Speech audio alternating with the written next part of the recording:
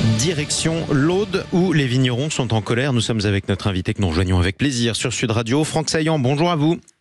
Bonjour à vous. Soyez le bienvenu sur Sud Radio. Vous êtes le vice-président du syndicat des vignerons de l'Aude. Vous êtes vous-même vigneron à Villemoustossou. Exactement. Bien précisément. Vous avez combien? 60 hectares de vignes, c'est ça?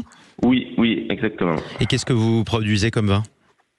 Essentiellement du vin de Pays d'Oc, en blanc et en rouge. Voilà, donc on essaye d'avoir une production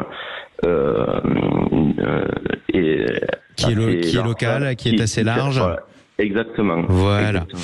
Aujourd'hui, vous êtes en colère. Alors, pas seulement depuis ce matin, bien entendu, puisque vous allez participer à une grande manifestation à 14h30. Ce sera à Narbonne. Manifestation en soutien à la filière viticole, à laquelle participera même un évêque. On va en parler dans un instant.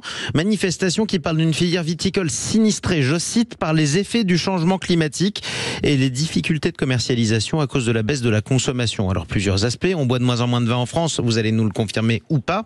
Mais d'abord, quels sont les effets du changement climatique sur votre production ? Alors, les effets du changement climatique, déjà, ça a été une succession d'aléas climatiques, donc, puisque depuis environ 5 ans, nous avons connu la grêle, les inondations, le gel en 2021, la sécheresse, le mildiou sur l'ouest du département avec des pluies très intenses au moment du printemps. Et donc tout ceci, ça crée des problèmes sur les récoltes. Exactement. Et tout ça engendre des problèmes après de trésorerie.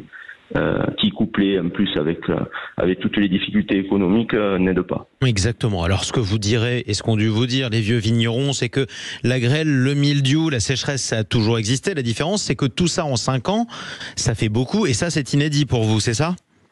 Effectivement, chez des jeunes, nous avons des jeunes agriculteurs qui n'ont jamais connu depuis qu'ils se sont installés une année dite normale sans aléas. Et ça s'arrange pas. Tout cela, non, effectivement. Voilà. Autre aspect du changement climatique, vous pouvez le voir sur l'étiquette de vos bouteilles, c'est que le vin est de plus en plus chargé en alcool et ça a des conséquences aussi. Oui, voilà, parce qu'on a, c'est vrai, avec la sécheresse notamment, des vendanges qui sont de plus en plus concentrées et on a ensuite donc une concentration d'alcool un peu plus importante, effectivement. Alors, un malheur n'arrivant jamais seul. En plus, les Français boivent de moins en moins de vin. Ça se mesure, c'est un fait, en tout cas les jeunes. Et ça se confirme aussi sur vos ventes?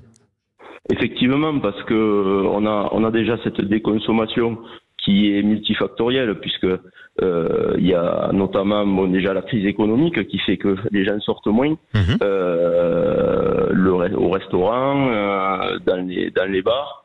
Vous avez également une communication gouvernementale qui n'a pas aidé, puisque dès qu'il y a une campagne sur la sensibilisation au risque de l'alcool, vous avez une bouteille de vin ou un verre à ballon qui est mis en avant. Donc tout ceci fait qu'aujourd'hui, on a une déconsommation qui se confirme et forcément, le vin sort moins facilement des déchets.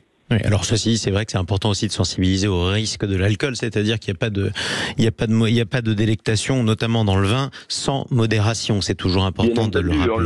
On l'a toujours mis en avant, mais le vin est un alcool un peu différent des autres, puisque c'est aussi quelque chose qui fait partie de la culture française et qui doit être aussi mis en avant. Et on n'est pas dans des productions de beer drinking sur les alcools forts. Voilà, donc nous on a toujours mis la modération en avant, mais le vin est une boisson de plaisir. Alors maintenant qu'on a fait tout ce constat, j'ai dit que vous étiez en colère. Alors être en colère contre le changement climatique, ça n'aurait pas beaucoup de sens parce qu'effectivement on peut malheureusement pas y faire grand-chose à très court terme. Qu'est-ce que vous demandez au pouvoir public ?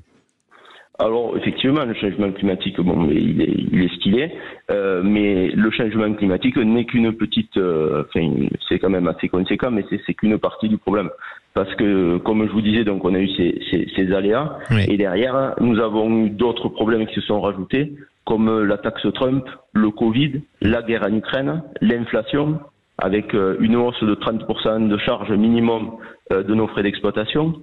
À cela se rajoute également la transition écologique que nous avons faite parce que on nous l'a demandé et derrière nous avons fait énormément d'efforts pour avoir des certifications environnementales, type HVE, Bio, Terravitis, et tout cela sans avoir aucune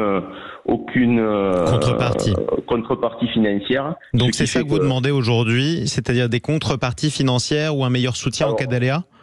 Alors, contrepartie financière, oui, parce qu'aujourd'hui, nous avons des trésoreries qui sont exsangues. On doit gérer le court terme vraiment avec des mesures conjoncturelles, parce que il y a beaucoup de collègues qui savent pas s'ils vont pouvoir passer l'année. Parce que donc on couple donc tous ces problèmes de trésorerie avec des petites récoltes dues donc à ces aléas climatiques, et tout ceci fait un cocktail explosif et qui met en péril l'avenir des exploitations. Et c'est la raison pour laquelle on va suivre votre mouvement. Manifestation prévue donc à Narbonne aujourd'hui à 14h30. Présence aussi des partis politiques et de Monseigneur Bruno Valentin, l'évêque justement de Narbonne. Merci beaucoup d'avoir pris la parole ce matin sur Sud Radio. Franck Saillant, vice-président du syndicat des vignerons de l'Aude, vigneron à Villemoustaussou. Restez avec nous. On va se retrouver dans quelques instants. On parlait des difficultés des vignerons. Elles sont réelles. Celles des commerçants et notamment des commerçants de l'habillement